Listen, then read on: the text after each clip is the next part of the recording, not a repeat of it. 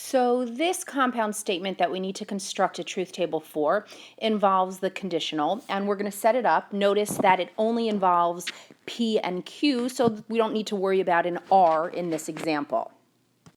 So as you can see, I've set it up. P, as a reminder, always gets 2 true, 2 false. Q always gets true, false, and you have to set it up that way every single time. So let's see what else we need. Let's fill out the top row before we do anything else.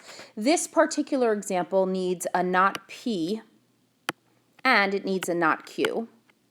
Once we have not P and not Q, we can actually find what's in that first set of parentheses, which is not P and not Q.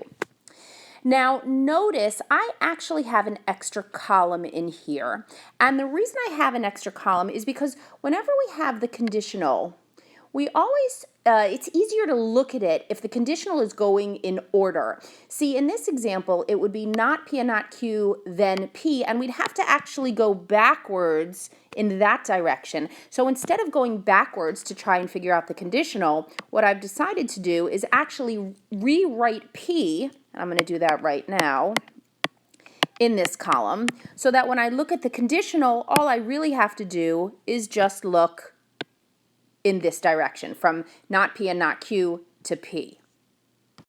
So let's fill in not P and not Q. Those are going to be the easiest to fill in. Not P is going to be just the opposite of P, so we've got false, false, true, true.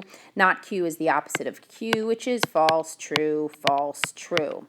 Now we have not P and not Q. Now remember, the rule for and is both of them have to be true. So let's go down our two columns. Here we're comparing not P and not Q, so those are not both true. Those are not both true. Those are not both true. But in the very, very last row, we have two trues. So in that case, we have a true. The other three here are going to have to therefore be false.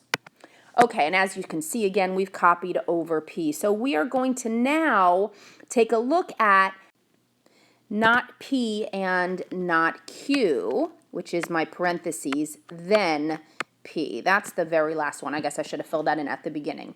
So again, I'm just being lazy and not filling in what's in the parentheses here, but the idea is we are looking from not P and not Q to P. We're going in this direction. Now, as a reminder, the rule for if then is if true, then false is false. The rest of them are going to be true. So let's go through our list.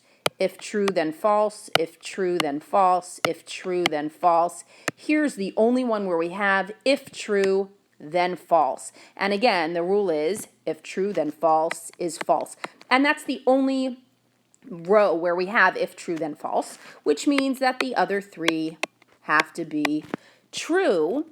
And so at this point, we are now done with our truth table. And as a reminder, this column, that's actually the answer to the truth table.